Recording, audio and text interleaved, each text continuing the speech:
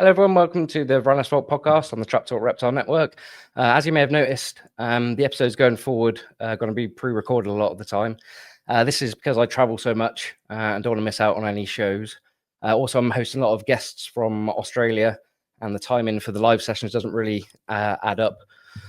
So a lot of the time, it will be pre-recorded. Going forward, I'm also going to introduce more education-focused presentations to the show. These are going to be very visual and picture-heavy. So apologies in advance to the audio-only listeners, but I'll make sure the information comes through clearly. Any questions or anything you have, just put them in the comments, and then once the shows go live, I will try and get down to those. Today, the guest is Aaron Hopper from the Grass is Greener Reptiles in Australia, someone who's been doing incredible work with green tree monitors, green pythons, and he's got a really interesting perspective on the hobby, keeping stuff outdoors in Australia. So thanks very much for tuning in, and let's get into it. Firstly, I just want to give a big shout out to US Arc. I was lucky enough to have them come to the farm. They do a lot of work behind the scenes, not just with reptiles, but other animals. So yeah, if you can give them a follow and give them support, that'd be great. But with no further ado, I'll get Aaron on. Aaron, how's it going, mate? Good, Chris. How yourself? All good. Yeah, it's nice to actually see you face to face. We've been speaking for a long time on the internet, but yeah, never had a proper conversation. No, I'm a hard person to get on a podcast, I think. So yes, yeah, I've got a certain podcast network owner that is desperate to get you on. So hopefully you might be. I know. You got to do that show, mate. You got such a good thing with the green tree pythons. That's a really good show with Bill and Marshall. So in Cairns, yeah, for sure. Well, you've done my one now, and then I think you did the Joe Max one, which was really, really interesting. I learned a lot of stuff I didn't know about you. Yep. No, great. So one of the things that did come up on that podcast, like we were just speaking to, about before, was your extensive work with the working in zoos, mate. Yeah, that's been my career up until very recently. So most recent job that I had was Cairns Aquarium, which is only a new aquarium. Been open now for just a bit over 8 years, but I was there for the first 7, managing and also setting up all the displays there during the build. Back in, it opened in 2017, so yeah, from 2016 to 17. We were there building, and then I was managing the section there up until 23, I think. Yeah. Nice. So that's obviously been an aquarium. Is that heavily fish, or has it got quite a big reptile collection as well? It's actually got quite a decent reptile collection. It all is focused on the wet tropics. So I'm in Cairns, and that's our bioregion, the wet tropics. And that's what it showcases. So it kind of brings you through kind of freshwater creeks and streams, right up through the rainforest, mangroves, and then basically down in through the coral sea. But yeah, all the reptiles are all generally endemic to here. Aside from, we also had emerald tree monitors, green tree monitors there as well, which was a bit of a fast stretch. I was going to say, yeah, not too far away. So we had them in the collection as well. But yeah, before that, I worked in a few other parks and zoos as well, right back to about 2018. I started my professional career, but I was also volunteering in a few zoos and parks before that as well. Okay, how well represented are tree monitors in the Australian zoos? Not very. So Cairns Aquarium was the first place to ever display them, and still to this day they are. A few other zoos and facilities are starting to acquire them. That's been through myself privately, and also from Cairns Aquarium supplying a couple that way. Yeah. Oh, nice. Well, that's good. So in Australia, they'll. No, you're right. Sorry, mate. That was a big draw card for me to end up at the aquarium. It's always a species that I wanted to work with and keep privately. At the time, I was working down in Victoria. So to move back up here, that was the draw card to get me back up here. And it wasn't too long after starting at the aquarium that I ended up with them privately as well. Nice. Is there anything you learned from the zoo stuff that you put into your sort of private keeping? I know they're a lot more stricter on protocols and stuff like that. Probably my outdoor keeping, definitely. So I've worked for close to 4 years at a facility that is now shut up here in Cairns. And majority of our reptile collection was kept outdoors, or a fair chunk of it was kept outdoors. So definitely a lot of that has been focused into what and how I'm doing now, obviously with a bit of tweaking and learning along the way as well. Yeah. Did you have much success with them at the aquarium, Cairns Aquarium? We did. So in the very beginning, that was our hyper focus, was getting them breeding. Obviously, being nice. the only facility with them. So we went from 3. We ended up with a male and 2 girls, and we brought that up to 12 animals. Wow! Within the first kind of 2 years. So we had some good success, and then obviously, zoo industry, it's a bit different. You can't just focus on one thing. So your brain's everywhere, and so they still are having success. They still have hatched out a few in recent times. And those are kept outdoors there, are they? No, indoors? Everything's indoors there. Okay. Yeah, everything's indoors. Yeah. So the person that took my position now is actually Joe Mack, who's running. Okay. Yeah. Us here in Australia. Yeah. Yeah, he's got a really good podcast. I've just started getting into them. I sort of stumbled across his podcast, but yeah, really good. And I saw you were on there. Yeah. I was like, that's decent. Very good. It's a nice, easy transition being good mates with him. Yeah, makes it a bit easier. So as far as like record keeping, we're at the farm now. We're having to do a lot more record keeping. They're bringing it up to sort of a zoo standard across the farms. Is that anything you've sort of had to implement in the private stuff? Privately, I mean, not really. I keep very strict records, but a lot of it is say maybe it's already. Yeah. Maybe it's sort of already instilled in. Oh, it absolutely is. I feel like you can't.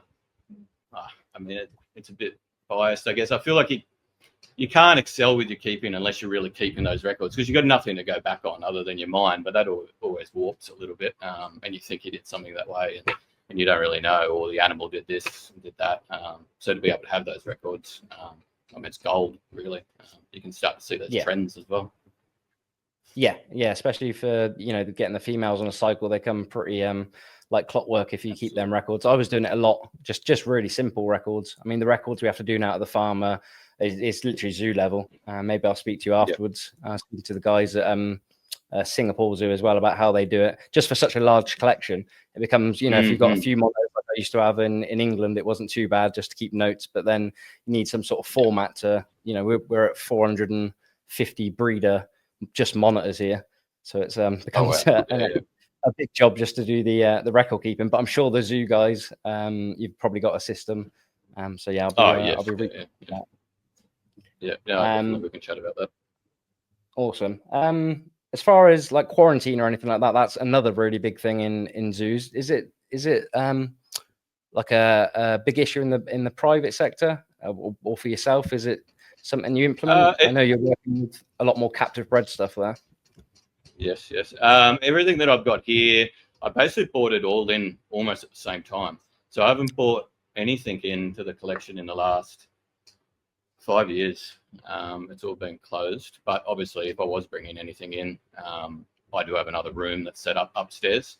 That is just my room that I'd kind of quarantine something in there for 90 odd days.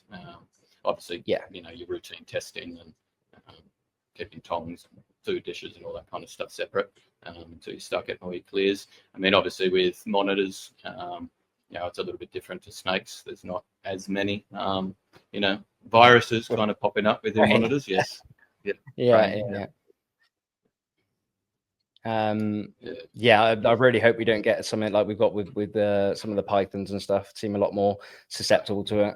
I always say it's either with Varanus, it's either alive or it's dead. Where with a lot of the pythons and stuff, they can have these diseases, be asymptomatic, and just sees a pain. But I really hope we don't get anything with the monitors, because it's such a pain with the python. Yeah. So, have you been up to the Cape York at all to look for Keith Horneye? Yeah, I've been up there quite a bit. So I've been going up since I moved to Cairns. So I've been in and out of Cairns. I moved to Cairns just before I turned 18. So I was that typical high school dropout, left in year 10, and I was just super focused to get into the zoo industry, and kind of did it the way of just volunteering and serving my time and making mates and getting in that way. So I moved up in 2019, started working in zoos up here, and then since then I've been up and down the Cape, I don't know, a lot, a fair bit. And Iron Range has always been a big focus of mine, obviously, green pythons and Keith Horneye. And I've been privileged to be able to see, my very good fair share of green pythons and Keith Horneye over the years. Oh, nice. That's really cool. Is there anything, I get this question all the time, is there anything you've taken from your field work or field experience and brought into your keeping? Maybe a bit more of the outdoor stuff? Yeah, I mean, not overly. I mean, obviously microclimate's super important, keeping outdoors. People, I guess, look at outdoor keeping as sometimes, if they're not doing it and they haven't done it, as maybe it's an easy way of keeping. I'm keeping two species that are, not too far from here. And we have quite a similar climate. We may get some cooler nights than, the southern part of New Guinea and up through the Torres Strait and whatnot. But with the way of green pythons still up in Iron Range, they can still get nights down to 10 degrees during winter. So keeping green pythons down here outdoors has not been too much of a worry. During our summer, our wet season, it's great. But taking anything away from being up there and traveling around. It's always a difficult. I get the question all the time. That's why I thought I'd chuck it at you and see what your answer was. But it's such a different scale, I find. In the wild, there's so many different microclimates and so many variables.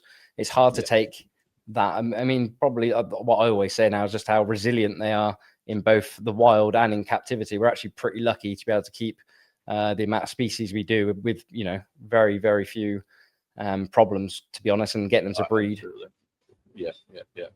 No, absolutely. And I won't say it's easy at all, but it is an advantage to be able to keep a species in a natural environment. Yeah, I mean, the outdoors, like I said, when I first came over to you, I was messaging you all the time because I had no experience in it whatsoever. It's something we can't really do, especially for those species in the UK. And you were like, you'll be fine, you'll get around it. And, it's probably going to take another 10 years for me to be as confident as I am indoors. But, it's a weird one with the outdoor stuff, as you probably know, is when it's going good, it's the best ever. And then you're just so reliant on the weather all the time. You have to become like a weatherman sometimes. And you're like, oh, surely, and like going back to the resilience thing, it's like, surely that's going to cause some problems. If I did that indoors, then if it got that cold or it got that wet, then they'll probably end up dying. But just seem to as long as they can get away from it a little bit, and it like we were saying earlier, it warms up. They seem pretty resilient. Yeah, well, like I was saying earlier, I mean, keeping tree monitors here and getting those 9-degree nights, it may only be for a few weeks of a dry season here.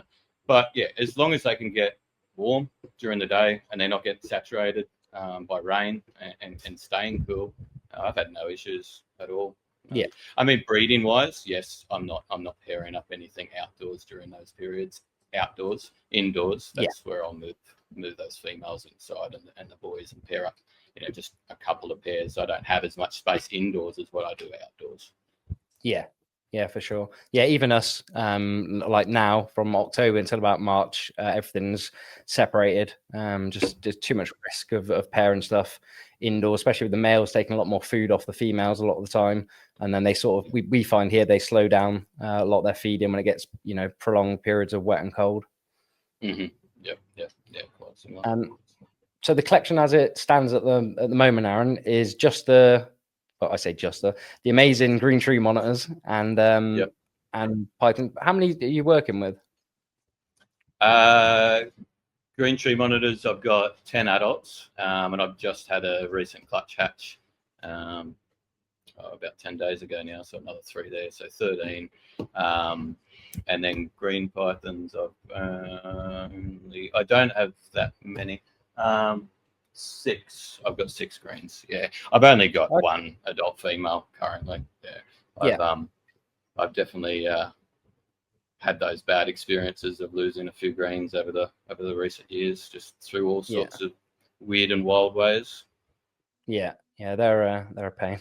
Yeah, They're such a pain. I did get a clutch this year, but unfortunately they crashed like right on day 48. They were looking perfect, and then they just went, "See you later." Just died in the egg, or just went mold full time? So they did start going moldy, and then once I kind of knew there was no hope there, I just opened up the eggs. And this same pairing, that was the third time I tried it, not in a row, but the same stage of embryo development they get to, and then they just seem to just stop developing. Eggs seem to still look perfect right up to around about that 45-day mark, 48 days, and then they just show all the signs and crash. So next season I'll probably just do a bit of a trade there with Joe, and switch out some males and just see if it is a bit of a bottleneck in, I don't know, either localities or some kind of genetic thing going on there. I'm not too sure. I'd like to try and figure it out though. Yeah. Have you tried multiple males with them?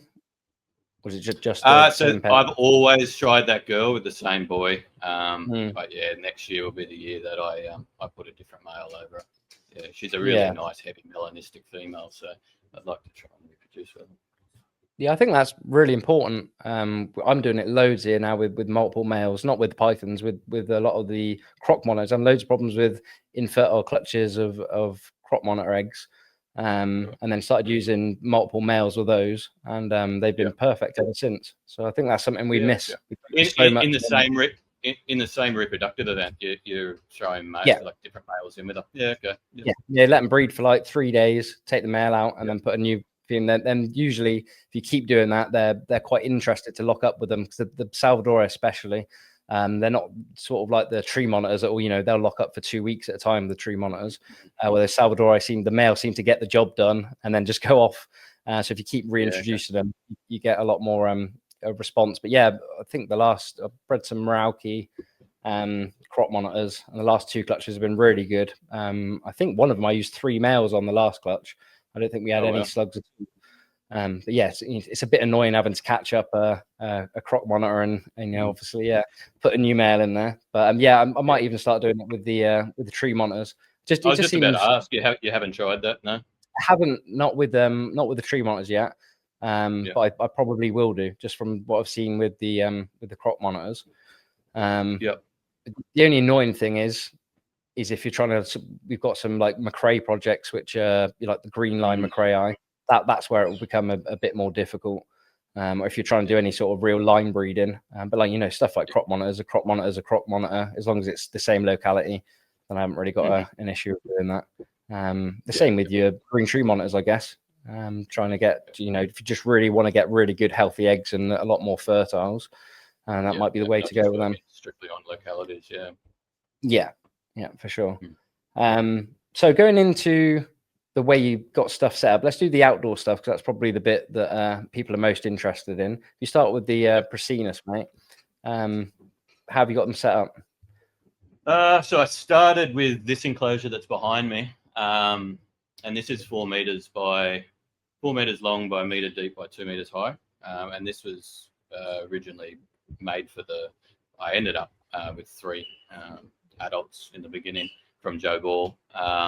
So that was built for them. That gave me great success. But this is kind of partially, it's actually majority undercover. So I'm just in my outdoor table area here. It's got a little bit of area where it gets obviously a good bit of natural light, and rain can come in. But then also I do have supplementary lighting on this as well. I've still got T5s behind me and some 38 lights. But then I've got another bank of 3 down the back. I built those, so they're, what are they? 1200 by 1200, so 1.2 meters by 1.2 meters by 2.2 meters high, each enclosure. I don't know what that is in conversion of feet. No, I'm trying to convert it. 1.2 is about 4 foot, I think. And then 2 meters. God knows. I'm English, mate. We're in between. We use inches and centimeters and everything. We're a mess in England. So all my Python knowledge is all in Fahrenheit, because that's all the old books, like the Barker's books and everything. It's all in Fahrenheit. And all the monitor stuff coming from, you know, a lot of the Germans. So all my incubation temperatures for the monitors is all in metric. We're just confused. But yeah, they're fairly big enclosures. I noticed they're made out of wood, mate. Wood and mesh. This one is, yeah. So this was a real quick slap together. So when I got offered the project, it was kind of offered to me, and the lizards are coming. So I had to really knock something up straight away. A good mate of mine used to work in zoos with me. He's now a builder, carpenter.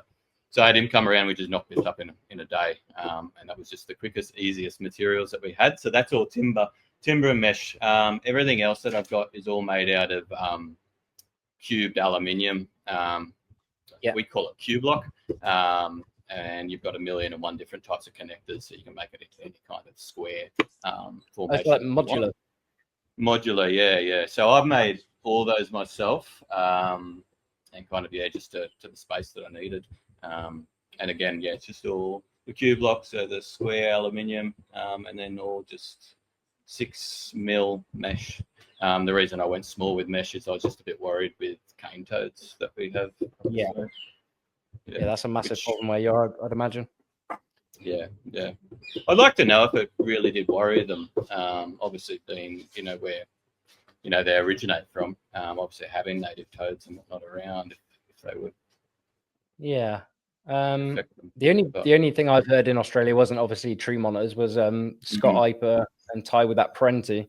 They lost a Parenti due to a cane toad going in there. Yeah, definitely. Like working in zoos, I've seen lace monitors and a few species of Varanids die from, and I've seen it in the wild as well. They're a nightmare. yeah. It's just part of what it is now. You never get on top of that. Yeah. They're just I went up on my first trip. I went from Perth up to Darwin, but you can literally see as you get sort of into the Kimberley sort of area, you start getting toads. And I'd seen a children's python there that had eaten a toad and started dying, but they just get more prevalent as you go through. That was about 10 years ago. I don't know how far west they've got yet. Hopefully not into the Pilbara. I think they're not in the Pilbara yet. They'll be getting closer, but I don't think they're there. That'd be good. Do you have any problems with that mesh you're using? The only reason I say it is because the mesh we got here is a constant, having to replace it all the time. Okay. In the way of it corroding? Yeah. Just rusts away, and it can be a nightmare. Yeah, I haven't. The mesh I'm using, I don't know if this, means it's better or not. It is aviary graded, like it is made by a company for bird aviaries. Right. Yeah. So I don't know. I've had no rust. The only corrosion I really have is just on latches and hinges. But nothing that's really caused me any kind of issue. And for people listening, I've definitely had questions in the past of nose rub on mesh. I've never had any issues with tree monitors doing that. I have had a couple of male green pythons if they were in close proximity to other males. Which obviously I got on top of quite fast. I just moved them away. But no real issue with face rub or nose rub at all. That's good. Is it coated with like a plastic or anything? No, you can get it. It's a lot more expensive. It's almost not really worth your time. For years, I had never painted it, and I never really thought about it. And then the day that I decided to paint it black, now you can see straight through it. It's amazing for viewing. I've just rolled it with black paint, and aesthetically, it's great. Yeah, and to be honest, it probably actually lets in a little bit more UV light as well. Definitely. Yes, it's a weird how you just paint it black and then you can see through it. We've just bought some stainless steel. I don't know what he was using before, but he's bought this stainless steel mesh, which is 3 times more expensive. It looks lovely. I was like, "You're going to paint it black?" And he's like, "No, it cost me 3 times more." It's like, you can hardly see through it. Only when you get in there. But I think he just wants to see if it's worth the money of paying 3 times more for this stainless stuff. If you're not having to replace it, it might be worth the time. and then but yeah, then we'll paint it black hopefully, so we can actually see in there. Yeah. You got the. I mean, I've nicked a lot of ideas off you. The actual furnishings inside. How have you got that set up for the Prasinus? I've got shade cloth at least on one side, and that's just to be able to give them more air. So before I put that in, they were really struggling to be able to lock up with each other and get into a position and feel comfortable and get a long-term, like a extended mating out of them. And I think just hanging on that mesh probably isn't the most comfortable position. Yeah. So I've done shade cloth, at least on one side, if not on two of the sides, and then everything is all nice branches. At the moment, I'm doing a bit of labouring work for an arborist, so I've got a lot of branches at my disposal. Nice. And hollow logs, lots of hollow logs. So I'm using a lot of natural furnishings, natural branches, natural hollow logs, and then I've started to steal some of your ideas by using hollow logs and capping those and hollowing out that top center and trying to use that as a nest box. I've had no luck, but then again, I've only just started having a look at that. Yeah. But I nicked your idea with the plastic. The plastic tubes. We can't really get any hollow logs. I do remember you did message me about that. Yeah. So it was really hard to source over here. It come from miles away, which I just can't believe it was so hard. But that works really well for us here. But the bamboo stuff is. Oh, go on. Sorry. I just said as I've been able to acquire more hollow logs, I've kind of slowly not been using as much of that ag pipe. That's what we call it anyway. I just like it. I don't know. I'm very particular. I like to keep a really nice garden. I enjoy my gardens. My enclosures are part of the garden, so I want them to be as pleasing to me as to be as practical to the animals as well. Yeah. Do you have substrate in them? What substrate do you use? Yeah, I do. So the 3-bay bank that's down there, that's all on like a raised garden bed. So it's all built on top of that. So that's just all soil, and then I just add bark chip to that over the time. I've all got live plants in there, so each one's got a bamboo, a couple of gingers. So it's all live planted. All soil in there. Do you do we'll get into the indoor bit in a minute. Do you do live plants indoors or just outdoors? I don't. If I was to do all the adult cages again, I would. Again, just aesthetically for myself. It gives me another kind of aspect to keeping and looking after all that as well. But no, everything in there is just bark chip, just kind of like a repti bark kind of base, and again, just branches. Then I've done like just from the local hardware store, it's like a bark kind of what do you want to call it? Just a screen that I've lined the walls like that. Again, just to give them more usable space to be able to climb. It's a must, I think, to get those usable space and not being stone. I mean, a lot of ours are a concrete block outside. We've started putting wood on there because their claws just get really blunt if you keep them on the concrete walls. Yeah. So as for nesting, you went into it slightly. Are you using heat for the nest boxes outside? Yes. So yes and no. This time of year, like we're at a good temperature now. Our nights are at 25 degrees, 26, 25 degrees. Our days are 33. Our nest boxes are kind of sitting around about 28, 29 degrees. Oh, perfect. So no need for heat. But as we kind of dip on the other side of the wet season, on either side of that, I'll give them a bit of supplementary heat just to extend the period that I can keep and breed them outside. But then during our dry, like right in the middle of our winter, I won't worry at all. They just don't seem to get. I just get no luck at all. Really with breeding. You kind of touched on it as well. I'll get females pacing around. That's when I'll start to see scattered clutches or them just dropping a couple of eggs here and there, and I just don't. I don't see the benefit when I've also got an indoor climate control room that I can focus on during that time of the year. And I will heat well, those boxes are heated year round just to keep them at a good 28 degrees, 29 degrees. And what are you just using cocoa sort of soil in there, cocoa peat? Yeah, like a cocoa peat with a little bit of sand mixed through, not too much. Majority of it's cocoa peat, just to give that nice firm, holds together in your hand, but no moisture really coming out of it. Just enough for them to be able to form a nice tunnel and excavate in it. Well, so getting into the breeding bit, is there any? Well, we find it here a lot. There's a lot more seasonal, or I guess seasonal cycling. Do you find that keeping the sites indoors? It can be. Well, I don't want to put words in your mouth. We'll see how you do it. Probably the easiest way is how do you go about cycling them? So I don't want to give you any of my things because it might be different. Yep. Outdoors, I find it great as soon as we're in our wet season. Okay. They seem to be like clockwork. They love it. The rains seem to be a huge part to me anyway. And then indoors, I don't really have any issue. I could breed them all year round, I feel. But again, cycling them, I use heavy misting to really get them to go, more so than food cycling them.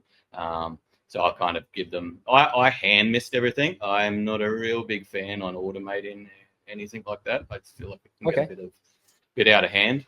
That's just my opinion. No. I like to be able to control it all.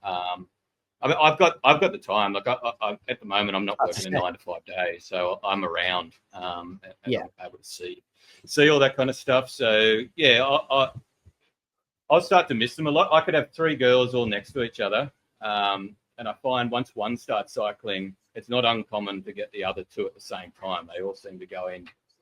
And that's where I've kind of confidently seen or started to know that is working for me anyway.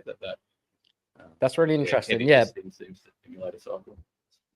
Back in the UK, I wasn't doing much misting because it seemed that they were doing a lot more just food cycling. Right?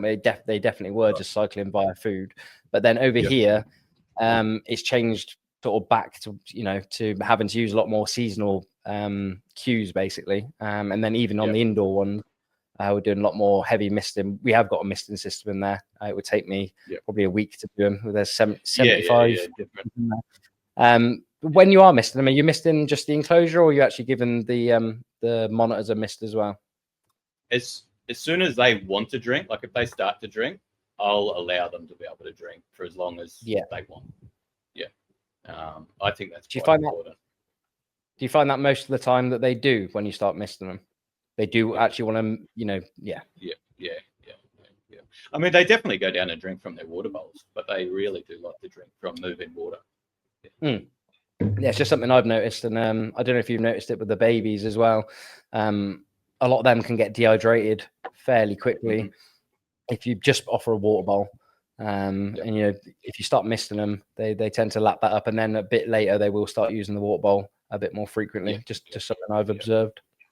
And that goes back to how I'm keeping them indoors. Like you asked if I do live plants and whatnot inside, and that's why I would change that as well, is to be able to have that substrate layer and with drainage, because obviously when you don't have drainage, too much water obviously saturates your substrate, so you end up turning that out probably a little bit more frequently than what you would if you had a drainage layer.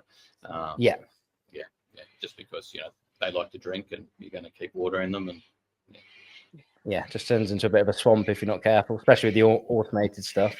You've got parrot going on in the background. Cockatoo, parrot. Oh yeah, we've got a lot of bird life where we are.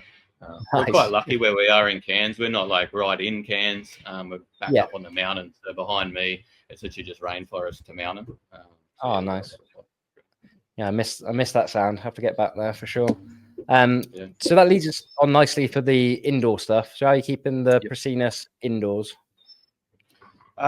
Indoors, I've got a variety of enclosures in there. So from hatchling, hatchling enclosures, 60 by 60 by 60 centimeters. So what's that? About 2 foot by 2 foot by 2 foot. Yep. Roughly. And then they all kind of vary right up. Sorry, I'm just watching a bird fly through. Getting distracted. The adult enclosures, oh God, I'm trying to think now because that was something I thought about when I built everything. Indoor enclosures are 1,600 high by 900 deep by 1,200 wide. Yeah, that's adult enclosures. And generally, there's only ever one animal kept in them, but obviously I pair up inside those as well. So it's not a permanent, two animals are inside there. And they've obviously got more space outdoors, and I'm always rotating animals in and out. And then there's a variety of other enclosures just in there just for grow outs as well, just to kind of whether I'm keeping stuff or holding onto something for a bit longer to sell.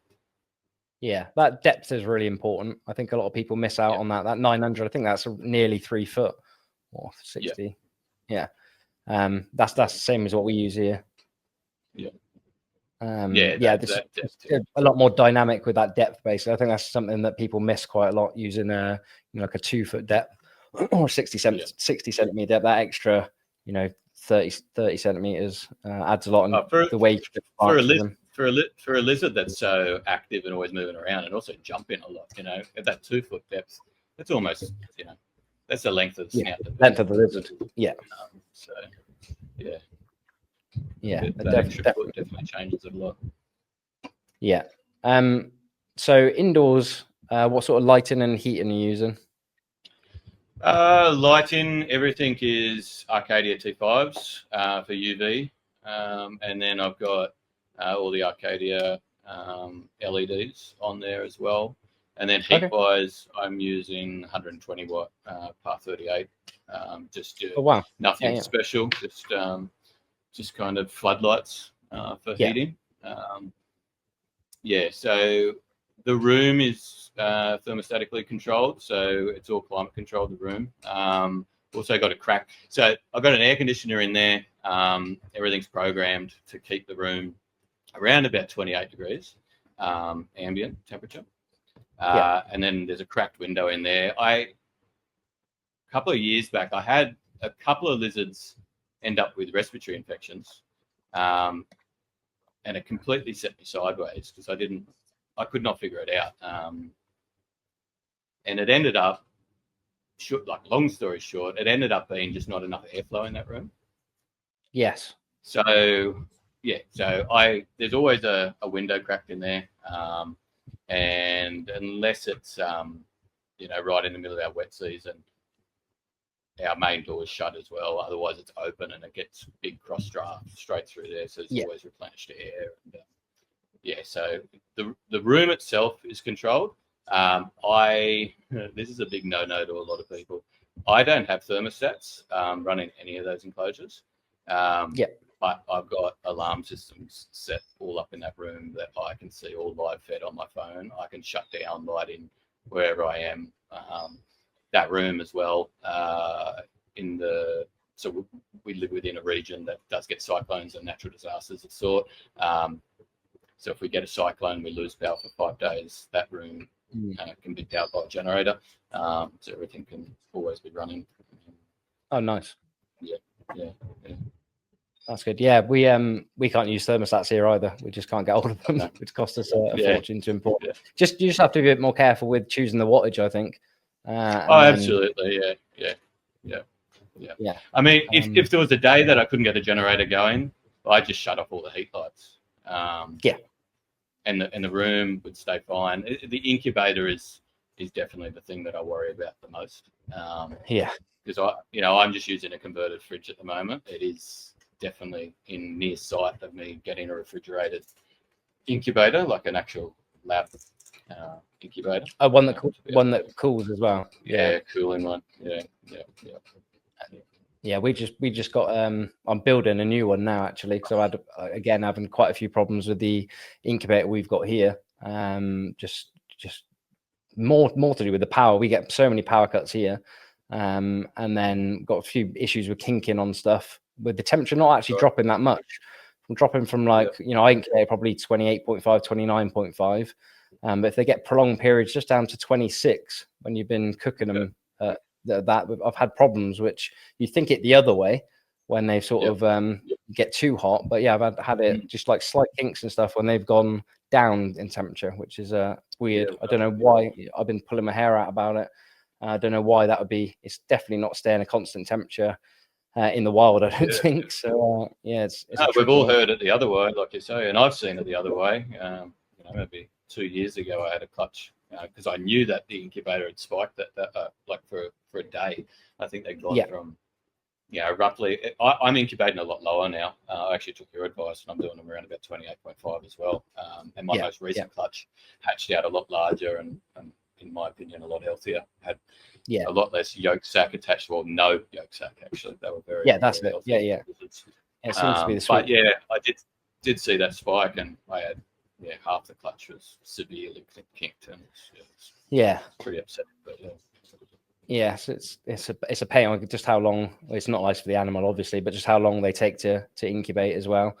But yeah, like I said, ours was the other way. And then I spoke to Brian when he had a problem with that weather he had. He'd actually found it, and I was like, I was telling him, I was like, mate, it'll be fine as long as they don't go, too hot. That's when you get problems. And then he sort of said to me last time I spoke to him, no, he had a few issues because it got too cold. So you have to be careful both ways, it seems.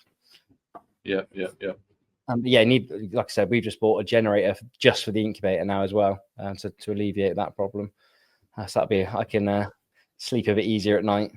Some of these, some of the indica stuff that we incubate are like 200 days it takes. You're like, oh my god! And then you get one out with a kink. It's like, such a shame. Yeah, all that time.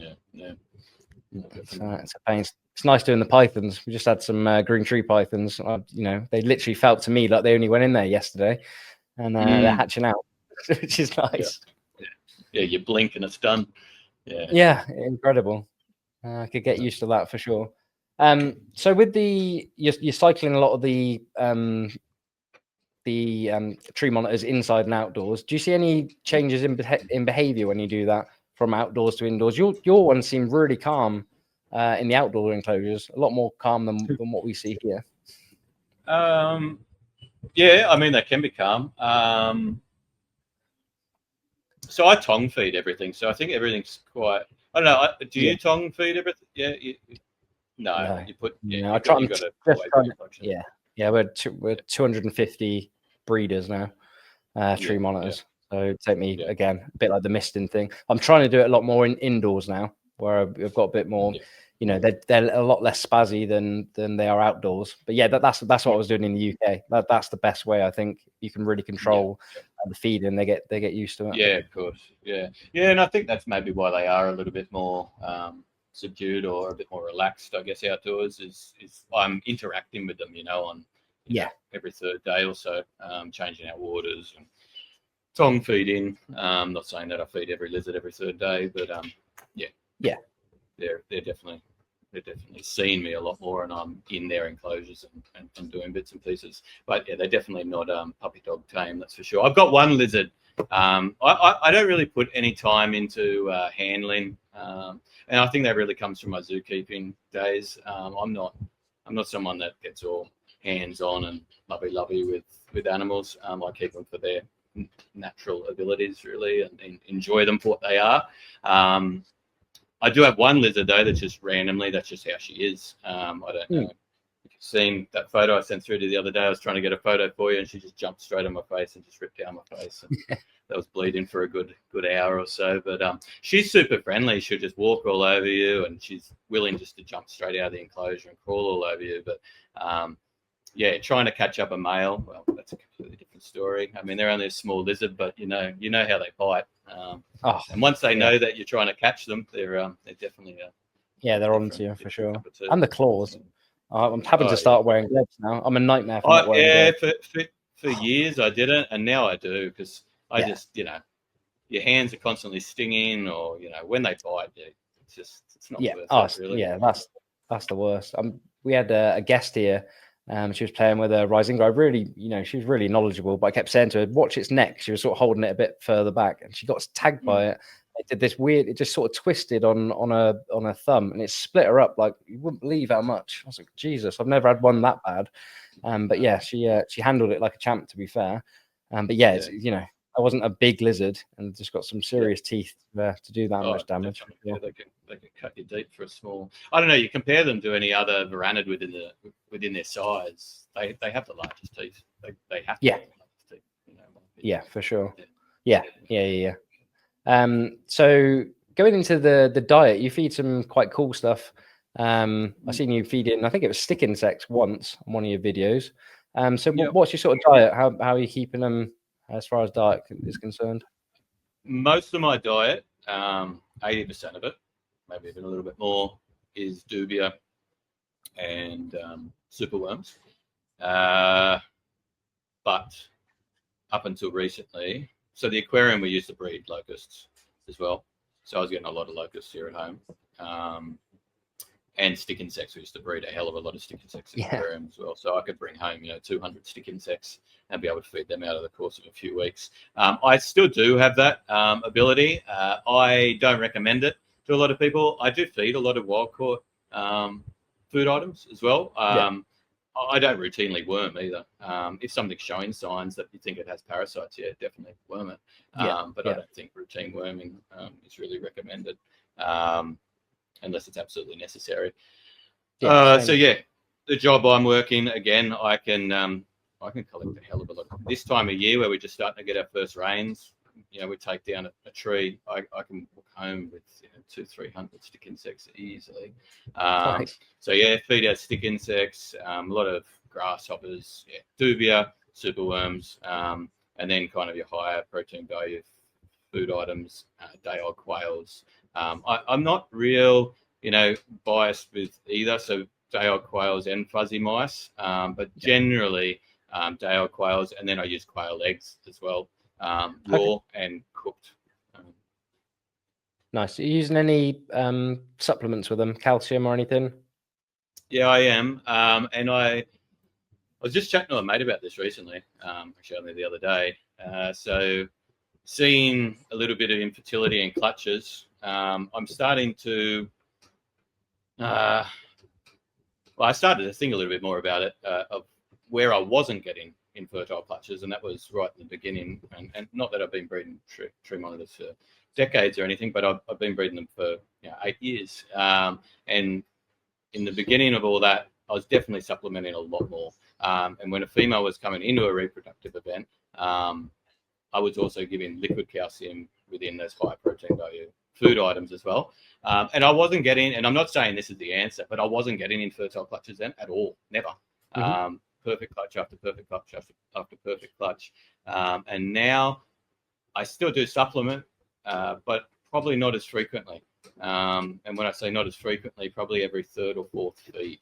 But I have changed that, and I am dusting every feed, and I've started to give females liquid calcium. I can't tell you any results yet because this is no. the last 4 weeks, but I'd be interested to see if that changes anything with their clutches. So at the moment, it's kind of like I wouldn't even say it's 50-50, but I'm definitely getting a few infertile clutches as well as fertile clutches. Yeah, for sure. And is that more calcium you're using or more vitamins on these feedings? So I'm using just a calcium vitamin mix. So yeah. That's good. Yeah, that's interesting. I've as we all do, when you start getting a few little problems here and there, you try and iron stuff out, especially when stuff's been working. But yeah, we started using a lot more calcium and vitamins at the farm as well, especially indoors.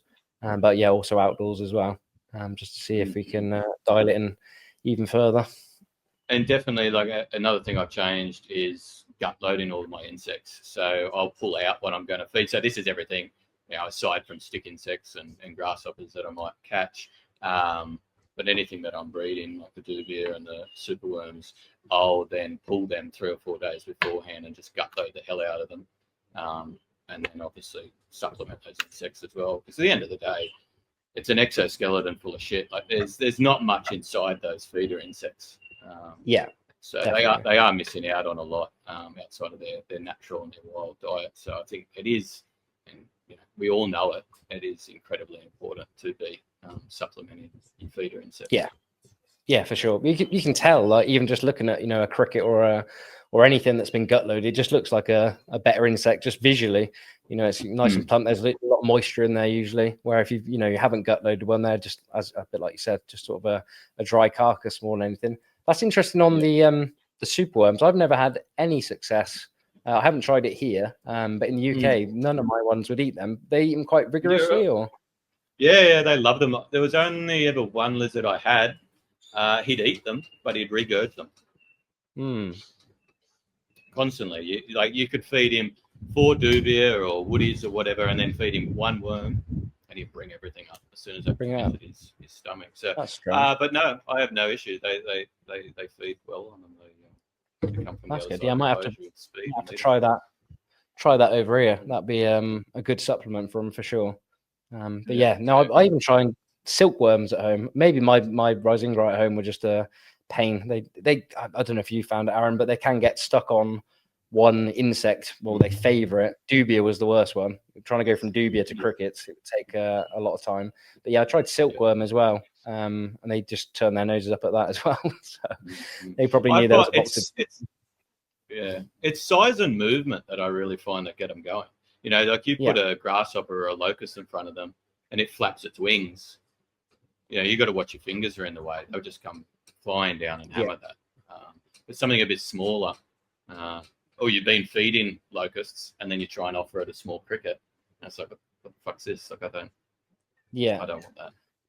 Do you feed anything in dishes or bowls, or is it literally all done by tongs? I do, but I don't rely on that. So if I'm going away, and I've got a very good base of mates here that help look after my collection when I am away, I just make it easier for them. And I'll feed in bowls. But I like to know. I write down literally every single feed. I know the exact amount of insects that they've eaten for the last 5 years. Perfect. See, this is the zoo thing. See, that's what I was saying. That's I mean, that's what they're asking us to do here now, which we've never tracked before. So yeah, that'll be a way forward. But yeah, the record keeping is really important. So you were saying indoors you can get them to cycle pretty quickly. Do you run like a misting schedule of those on the ones indoors? So or is it? Not really. I just decide, that it's kind of coming up to maybe like 7 odd weeks since I've had a clutch, or 8 weeks. And I want to try and start a cycle. And I'm not saying it's science. Look, I've only really just started with that. So the room is much newer than me keeping them outdoors. Right. And I've definitely relied on breeding outdoors more so than indoors. But finding the issues breeding outdoors during the winter has made me want to kind of figure out what I'm doing inside.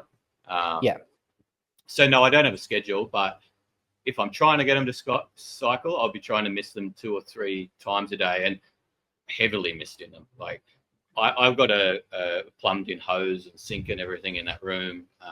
So I've just got a garden hose, and I just walk through and I'll just hose those enclosures and actually really soaking down. Not so much mist. Yeah. And the outdoor stuff, were you able to get multiple clutches outdoor, or is it just one a year? No, definitely multiple clutches. Nice. This female here behind me, she's now paired up for the 4th time this year. This will be a 4th clutch if they go in the next couple of weeks. Yeah, well, nice. Lucky we've only got a couple of weeks left of the year. Yeah. Oh yeah. It's gone so quick this year for sure. Oh, that's really interesting. Don't suppose maybe you don't, what generation you're at with the stuff in Australia on your Prasinus? Did the guy before, did he have much success with them? He bred them once. And that, so he bred them once. So I've still got that same pairing. And then so I'm on to my 2nd generation here. Yeah. From that 1st generation. Yeah. I wonder. Probably nobody knows. I wonder how many generations along you are, or they might be a bit more used to going. Like I said, the most I can get here is 2 so far outdoors. But like I said, ours are pretty skinny compared to what yours look like in Australia. I mean, up until I got them off Joe, They were always just rumoured to be in Australia. Like they were the unicorn species. They were here, but no one knew who had them. So I don't really know much of the history there. No. But I was just now that they're out and about, it's that it was. I mean, since I was as young as I can remember, they were always a species that I wanted to keep, and I always knew that they were able to be kept in Australia. But you just couldn't get them. And now, and that's why it's like so important to me. I find it really rewarding keeping them because I've always wanted to keep them. They're my favourite species that we can keep here at least. I mean, if I could keep other stuff overseas, there's definitely a few there that I would. But I mean, to be able to get these super rare species out into the Australian hobby, it's so good. Yeah. And to have so much success with them as well, which is great. I've been very fortunate with that. I mean, I'd like to see more success, but don't we all with everything that we're keeping and breeding? And I'm sure it will come. Just need to kind of iron out and knead out those issues. But it seems like everyone has some type of reproductive issue here and there with tree monitors. By the sounds of it, anyway, it doesn't sound like I'm the only one. Anyway. No, not by a long stretch. Yeah, and then especially as we keep so many, you can see like a wide range of it, and the same sort of issues. Some of the issues with infertility I thought would be better when you keep it outside because it's so natural outside. But there's obviously something we're even missing doing it outside. It's like the problems I had in England. I was like, when I get to Indonesia, these won't be issues anymore. But the exact same issues, scattering eggs, infertility and stuff like that, goes into the outdoors, so it doesn't just fix it. I think that's an important thing to say. Is people think it's so easy just to be able to put it outdoors, which is lovely, but it's just as hard, and it literally it mirrors the same issues as you get inside. It's not a fix all. I mean, they're quite a. I don't want to say that the word isn't simple, but they're not really problematic to keep. Like if you just wanted to have one as a pet, they're great lizard, perfect. And there's not too many differences, or tweaks to be able to keep it, right. But as soon as you start getting into the reproductive side of things, they've definitely got their little, quirks, obscurities, I guess, quirks. And then, once you got the eggs, I mean, once they're good eggs, they're normally, put them in easy the as well. And they hatch. So, what are you using for nesting indoors? Sorry, we're jumping all around the place, but because you keep them indoors and outdoors, is that exactly the same sort of setup as you've got outdoors? Yeah, basically, I have started to. So my nest box is pretty generic to what I feel like a lot of tree monitor keepers are doing. What are they? About a 70-litre box, full with substrate. A hole in the top or the side. I don't think it really matters. The only thing I've changed recently is using, again, a hollow log, cutting it off on a 45-degree angle and putting it on there. I just thought, hey, that looks natural. Let's see if they like it. Since I've done that, I actually haven't had a single lizard scatter a clutch. Right. But again, I'm not working with a huge number, so I can't. There's no science to that. But I'd like to think that that's helping. But yeah, so same indoors and outdoors. Outdoors during our summer, no heating on either side. Little bit of heating to keep it around about 28, 29 degrees. Indoors, I'm always heating the nest boxes from the side, not the bottom. I just feel like I have had a couple of clutches in the past where they've laid them right on the bottom and they've been in contact with that. They can do it still on the side though. So, but I do find when they burrow down, they kind of like hook out and they're normally away from it. But they're generally right at the bottom of the box. So that's why I've always opted to keep on the side. Yeah, it seems more natural putting on the side where they can sort of it doesn't get hotter to go down. That's exactly what I did in the UK. Here they're actually underneath. And they don't seem to nest in the same way, a bit like you were saying. They seem to nest like halfway in the middle, rather than when you got on the side, they do this really nice tunnel down and then sort of go across. Something I'm looking at changing to put it on the side as well over here. Just the side, we've got heat mats that Peter from Europe sent over 30 years ago. Just because we can't get any heat mats over here, so there are certain sizes I have to get, and I just can't fit them on the side. But maybe we'll import some more. But yeah, it just seems more natural that they sort of dig down and it gets cooler rather than dig down and get hotter. Yeah. So to finish up on that one, not to finish off, but to lead on from that, how are you incubating the actual eggs? How do your egg boxes look? Egg boxes. I can't really tell you this. They're about a 3.5 litre container. I'm not using like sim boxes or anything like that. Yeah. Just a nice airtight clip type clear box. Up until very recently, I was always incubating on substrate, and I've always been a big incubator on vermiculite, and that just comes from my zoo days. That's just what I've always done. Yeah. So change, I don't know, don't like to really change what's always worked. Now I have changed it, and the only thought to that, and I don't know if I was talking to you about that, is I just feel like your eggs in contact with the substrate, and I know naturally they are, but when you've got them elevated over either like saturated perlite or water, they've got a lot more circulation around the egg, like nothing's in contact, so the egg's breathing more. And that was my thought to it. And I've done a couple of clutches like that now, and I've had great success in hatching them like that, and I feel comfortable incubating them like that, and that's how I'm just going to stay now. I'm just doing them over saturated perlite, just on like a grid. Just elevated up. Yeah.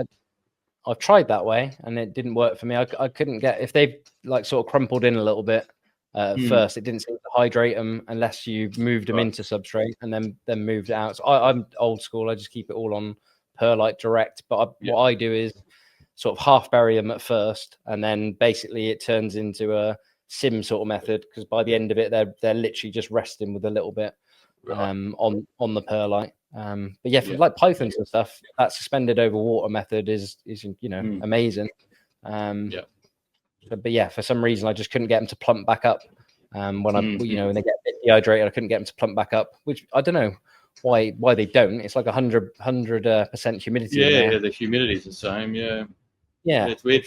My last clutch I had, I've got another 2 clutches in there at the moment, and a couple eggs out of both. Same thing, like they just dimpled in a little bit. And I just got very like wrung out sphagnum and just put that all over the top of them. And did that for kind of, I don't know, maybe 72 hours.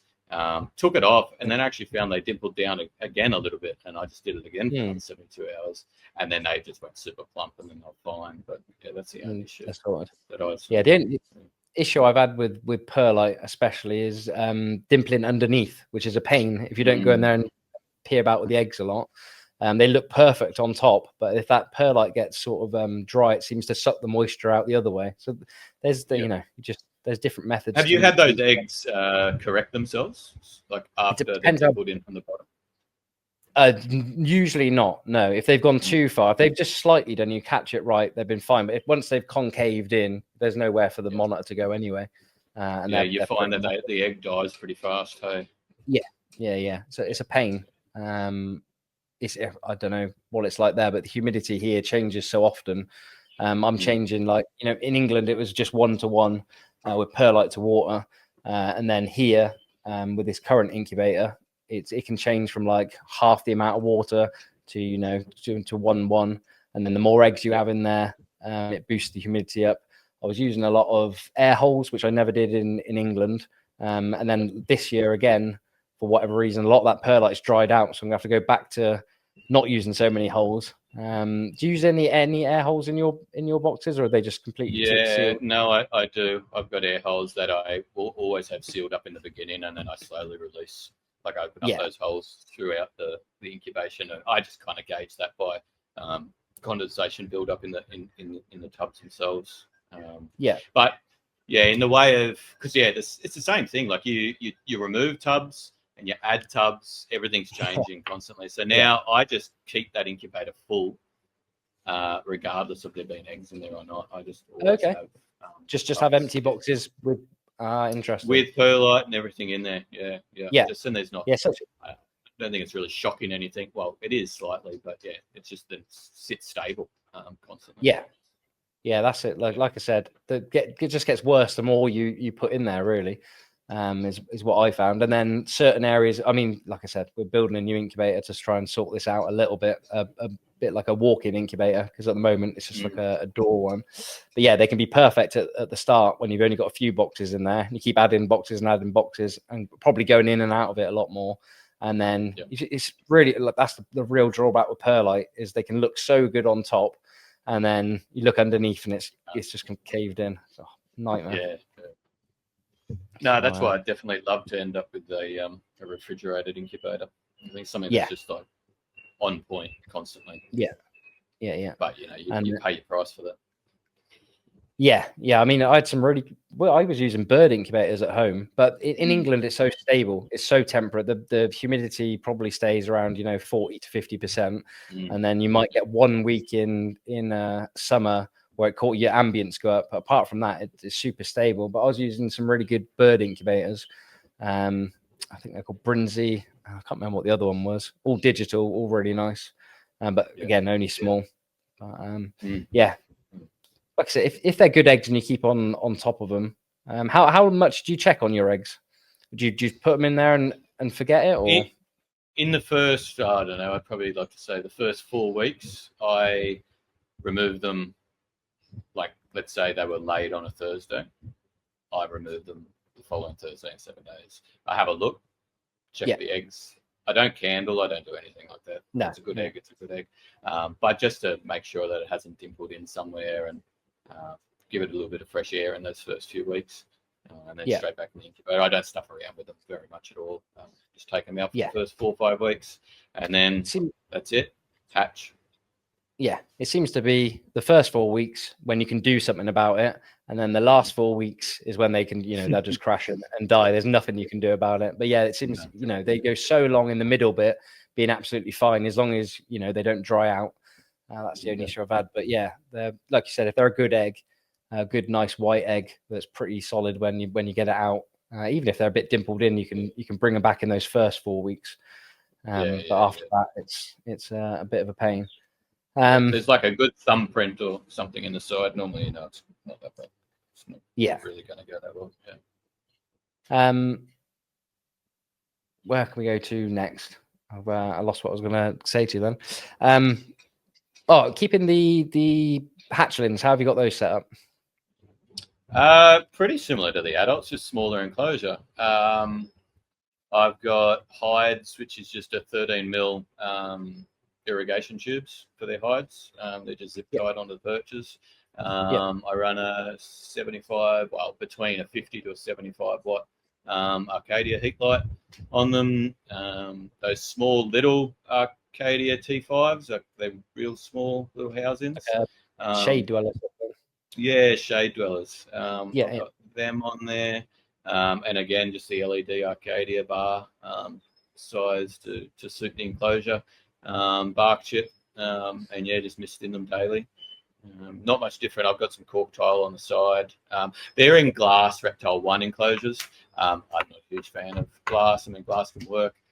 Glass works actually quite well up here in the tropics, but for somebody that's keeping a tropical species somewhere that just lose the heat a lot. Humidity of 40%. But I've still got cork tile on there just to give them a bit more space. But not all that much different to the adults, really. Just smaller, and then smaller size, smaller food. Yeah, smaller food. I start them off straight away on crickets. I don't know. With your hatchlings, how soon are you feeding them from when they hatch? Within 3 days. Decide to... Yeah. I give them about a week. Hey, I give them about 7 days. I don't even bother them, and then by the time I put food in there, sometimes I find they're actually a little bit weird. I'll just pull the head off the cricket and just smush that in their face, and they take it that way. Otherwise, it's a bit strange with this cricket crawling all over there. Yeah, I seem a bit scared of them at first. As soon as they know it's food, then they switch on. Yeah, it's a bit like feeding a python, isn't it? Once they've you get them onto that and they realise what it is, it comes over. But I some of the ones that have been a bit tricky, I've just used chopped up pinkies and put them in, then just try to give them a bit of a tongue feed with that, and then they'll go onto the crickets a lot easier. Where if you didn't do that with just a few of them, they can go. They start looking a bit skinny, where they're not in the cricket. So it's sort of like a switch they need to go through. Yeah, I've done the same thing, pinky or a bit of chopped up chicken heart or something like that. Something that's a bit more pungent, I guess. It's just Yeah, for sure. But yeah, they got nice, if you incubate them right, they got nice sort of yolk sacs. So I wouldn't worry about them for too long. But yeah, about a week, 3 days to a week. It's about right. It's what we're doing here for sure. But the big one was just a mist, as you're probably doing, was that misting one. I had a few, we had a lot here. We didn't have the misting system in there. That were getting, again, a little bit skinny where they weren't drinking out the water bowls as much. But then he started, within probably 3 days again, they plumped back up and they were lapping up the water. Yeah. No, it's definitely important. Water, misting. Yeah. So I think that wraps us up on the Prasina stuff, unless you got anything else you wanted to add. No, not really. No, I think we've covered the indoors, outdoors, feeding, breeding. Yeah. Awesome. Oh, what's the market like for them? I'm guessing it's pretty good. Yeah, I mean, the market's great. The only thing that sets the market back is the states that you can keep them in Australia. So our licensing is different in every state, which makes it incredibly confusing when you're only working just with native species. So really, I'm just going to say it. It should just be a nationally, a national reptile keeper's license. It should be. But anyway, it isn't. So we can only keep them in Queensland, South Australia, the ACT, which is a tiny little territory in the middle of New South Wales, which has a population of fuck all. And that's it. I think potentially you can keep them in the Northern Territory on a specialist permit. Maybe. Don't quote me on that. So it's hard because majority of our population is in New South Wales and Victoria. So we do miss out there. Hopefully that changes in the future. The species lists are changing here and there over the years. So hopefully, there is only more and more emeralds getting produced now. By me anyway. So but the market's definitely there. I mean, how can it not be? I feel like tree monitors worldwide, they're still very popular animals. Very appealing, eye-catching. Why would they not be? Market's good. I definitely haven't had any issues moving them on. No, every clutch that sits there in the incubator is generally sold before it hatches. Oh, nice. Perfect. Where should we go? We'll touch on the green tree pythons. I don't want to go into it too much because MJ is begging to have you on. I think on that show. But if we briefly touch on the green tree pythons, just for anyone's listening. I think it would be before you keep those outdoors year round. Is that still the case? Yeah. So I don't move them at all. I've only got one Australian green. Everything else is kind of mixed blood stuff. I've also got two pure to sarongs is what you can get in Australia. Pulture blood. Is pulture, isn't it? Sarong. Vitality. Pulture. So everything's kept outdoors. So I've got a big greenhouse down the back they're all 60 by 60 by 90 enclosures. So not a huge amount of space, but kind of what people are keeping them indoors anyway. All meshed, great airflow. And then I've got a couple of larger enclosures, which are like 1,200 square, all soil-based live plants in them as well. Nice.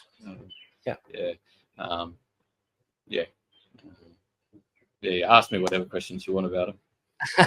Well, like I said, I don't know. I don't even know what to ask really. MJ's probably got better questions. How hard have you found them outdoors?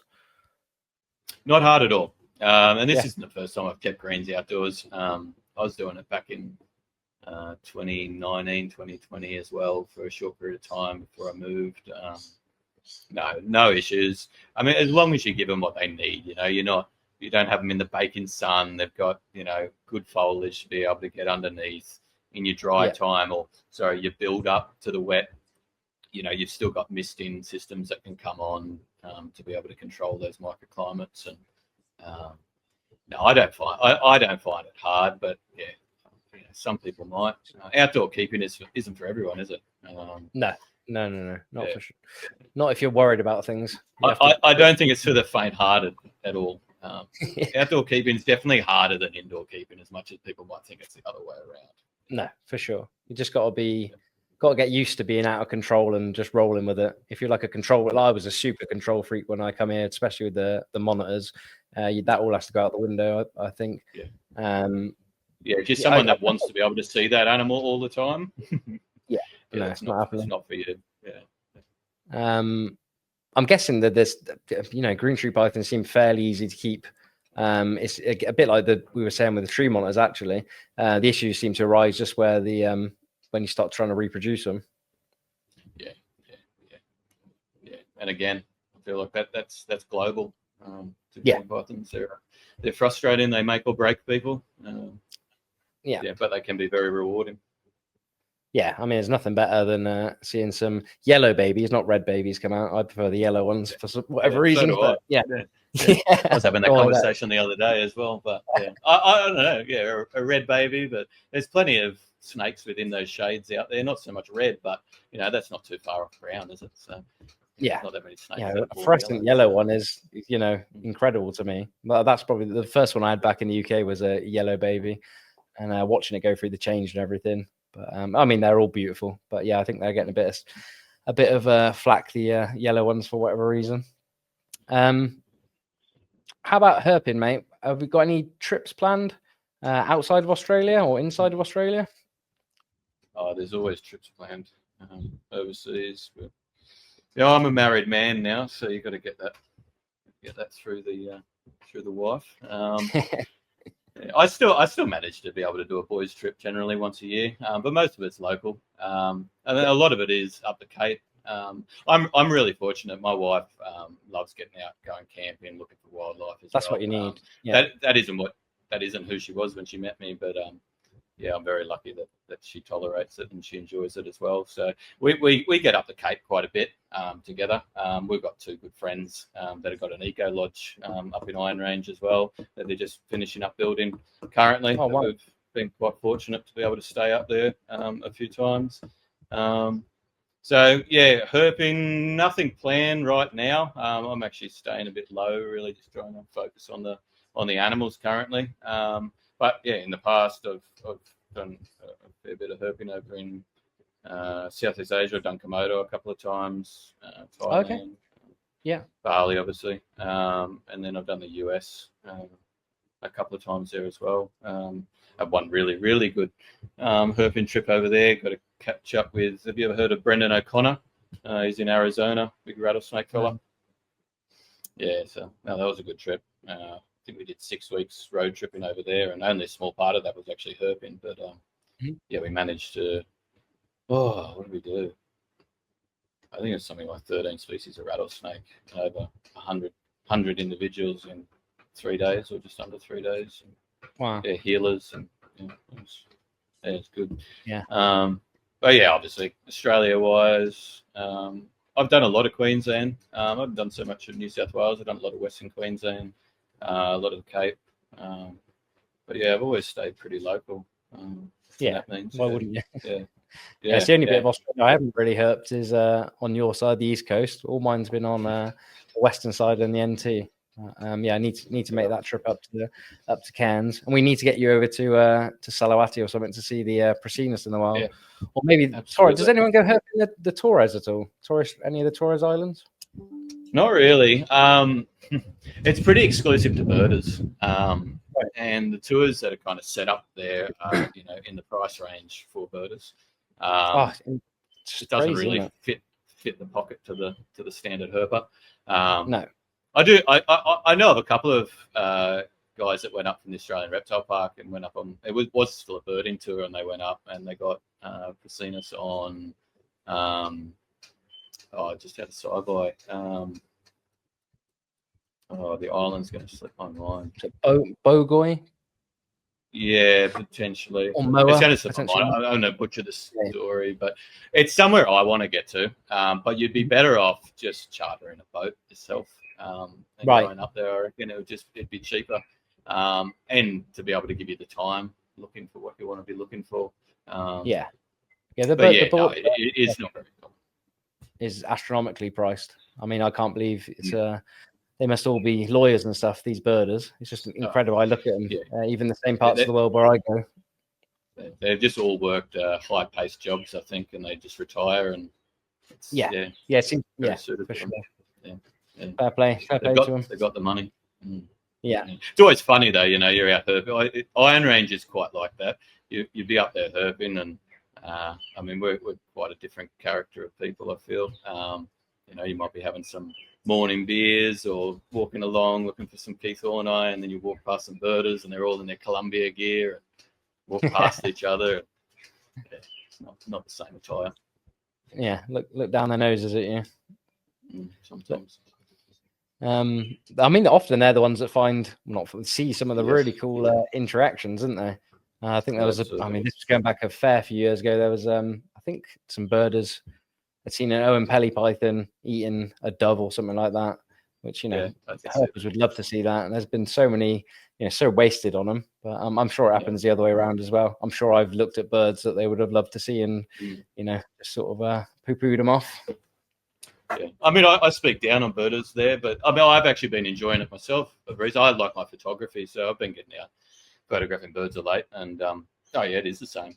You run into a lot more wildlife than just birds. Yeah. And when you're a herper, you're just surviving on Red Bull and trying to stay awake for those nighttime cruises. And it's a bit different. You're just targeting one or two things, or when you're out birding, you're looking in every other direction and you're noticing everything else.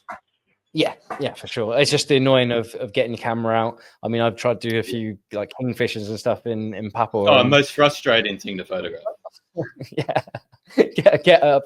It's like, and it just flies away. It's not like a reptile where you can sort of see where it's gone. It's really gone. So, I'm sure the payoff when you do get a good shot is a lot higher. Absolutely.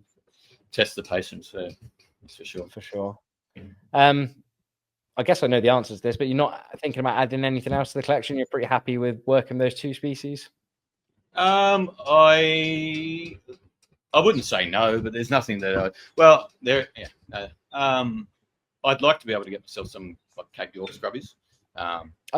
Which are they're not recognised as anything different to just your general Australian scrub python or anything at the moment. But they're definitely lacking a lot less black in them. Yeah. A lot more golden, a lot more vibrant. It's quite a nice snake. I've always had a bit of a spot there for the old scrub pythons, so wouldn't mind to get a couple of those.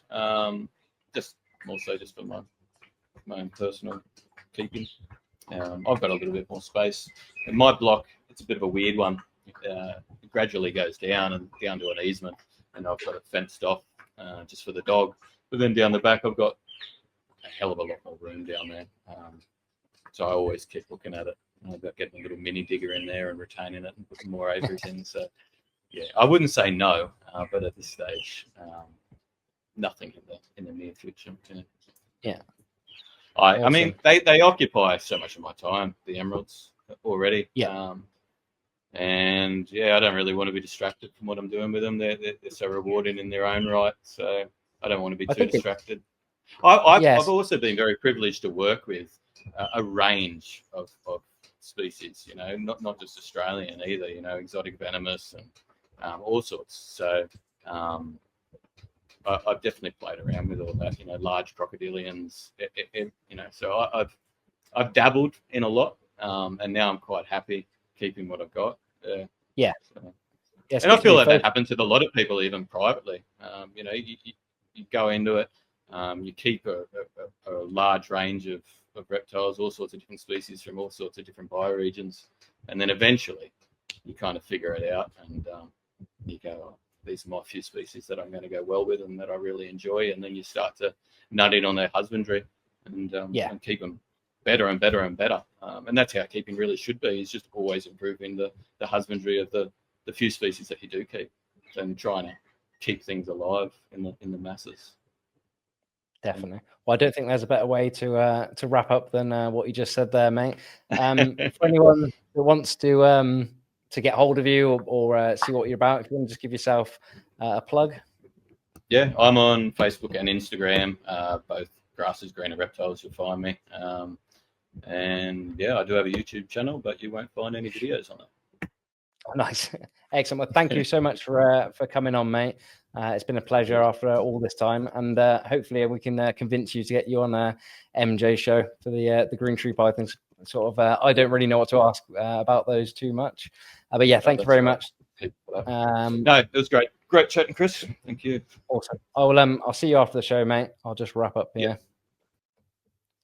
Excellent. Thank you everyone for tuning in. If you can like, comment, subscribe. Trap Talk, Reptile Network. We got shows on every single day from some of the best people out there. But I hope you enjoyed this one. Like I said, I hope we can get Aaron on one of the other shows to go a bit more into the green tree pythons. But for me, that's out. Thank you very much.